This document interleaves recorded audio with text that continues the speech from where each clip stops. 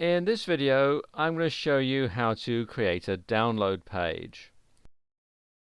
I'm using NView for this demonstration. NView is a free HTML editor which you can download from this website here. And the first thing I'm going to do on this download page is create a table to keep all the contents of the download page in. And the reason I'm going to do that is because if I set it at a fixed width, it means that this web page will look exactly the same on every browser and every screen resolution. So it just keeps it looking a bit neater. So come up here to Table and click on the icon. And I only need one cell in this, so I'm just going to click here. And there we go, it's set up. Now I need to change the attributes, so click once inside the table, come up here to Table, and then Table Properties. And you can see here it's got one row and one column. And I don't really want it that wide, so I'm going to make this, let's make it 600 pixels, and I want the table alignment to be center, and I'm going to let the background color show through from the main page. I'm not going to have a different color for that, and I'll have a slight border just to keep it looking neat, so I'll have a border of 1 pixel, and click on apply and then click OK, and you can see here we now have our table inside the website. Okay, the next thing I'm going to do is save it, and the reason I'm going to save it at such an early stage is because when I put in the images and the links, I want them to be relative to the web page. So by saving it, I can make sure that everything is in the same directory on my hard drive, and it makes it easier to upload it all to the same directory on my web server. So click on the icon here to save, and it's prompting me for a title, so let's give it a title. Let's say thank you for your order, and then click on OK. You get this pop-up window, and I'm going to save it in this folder here, website. It'll automatically call it the same file name as the title. I don't want that. I'm going to rename it. Now, you need to make sure that it's difficult for anybody who might be going to hack into your website to find your download page. I'll talk a bit more about this a bit later on, but be imaginative in what you name this page. Don't just simply call it download.html or thankyou.html, because that's just asking for trouble. It'll make it very easy for hackers to find your website, find your download page, and then steal your product. So what I usually do is just give it a random name, a random collection of letters and numbers. So we'll just do that.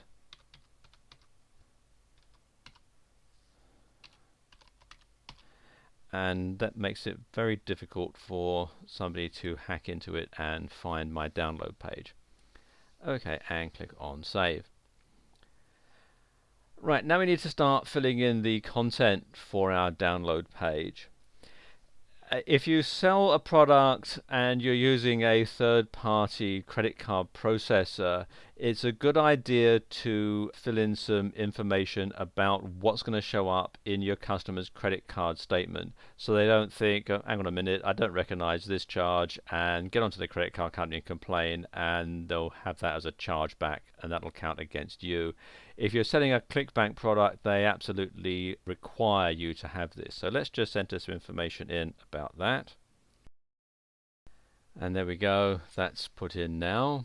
Next thing obviously is you want people to know what it is that they've bought. So I find the best way of doing that is to have a picture of what it is that they've just bought. So let's enter a graphic in here now.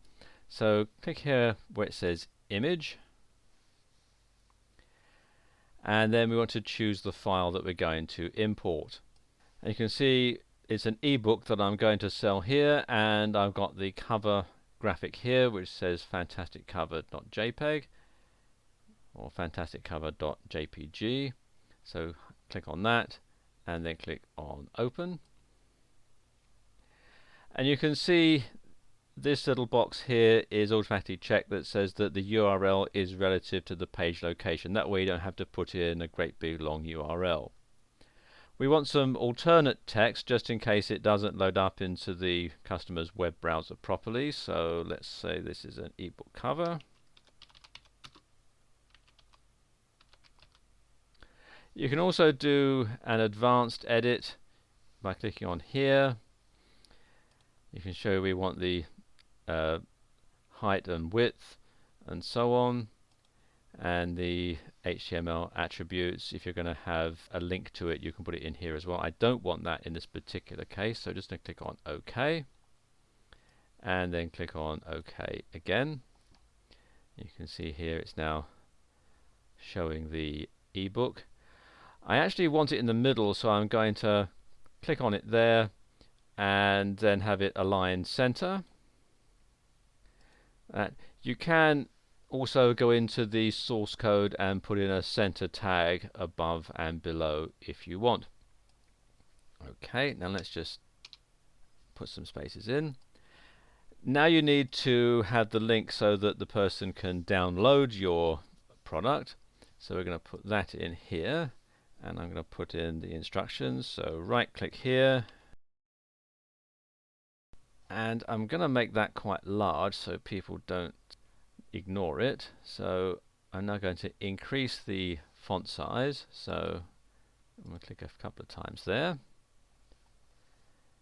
And then I'm going to link to the product, which is a zip file. So click here on link. And again, choose file. And we want to have all files. And this is the one that I'm going to download, fantastic ebook.zip, or what I want the customer to download. So click on that and click on open. And none of this applies, so we'll just ignore all this and click on OK. And there you go, there is the download link. Now if you are selling a product which is going to require some extra software for your customer to use it, it makes sense to include a link to where you can download that particular piece of software. Now there are two pieces of software that the customer of this product is going to need. One is Zip to unzip the file, and the other is Adobe Acrobat Reader to access the PDF file that's inside. So I'll put in a couple of links to those.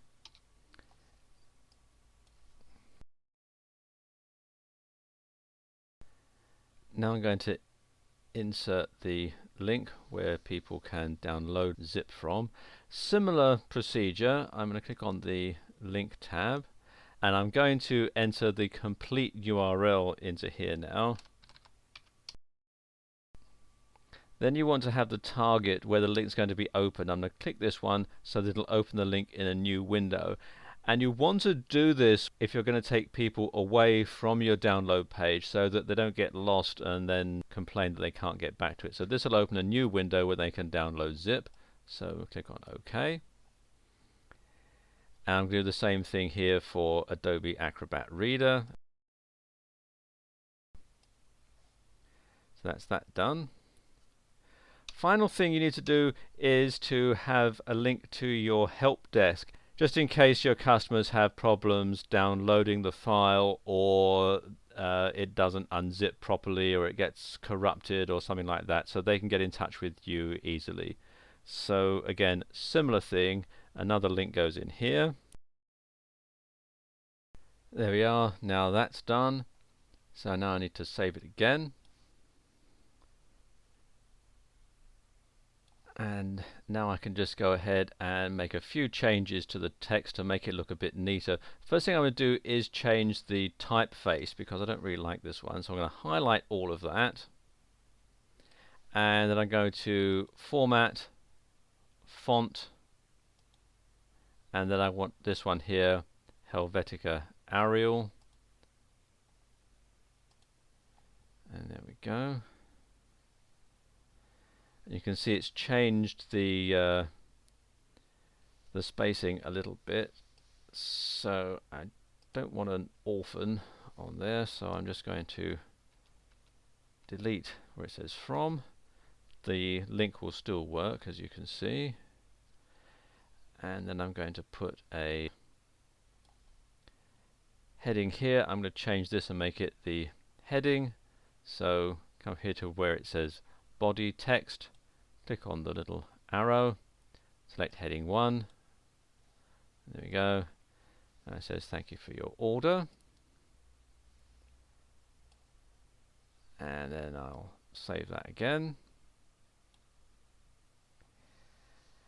Now the last thing to do is to stop the search engines from listing this. And the simplest way to do this is to edit the source code. Click here on the source code tab. And up here in the head tag area, you want to put a meta tag for the robots. So we type here, left arrow, meta, space, name, equals, quotes, robots, close quote, space, content, equals, quotes, no follow, no archive, no index, close quotes, right arrow, and then another meta tag which is revisit, so meta name equals revisit, content equals never, and then close the tag.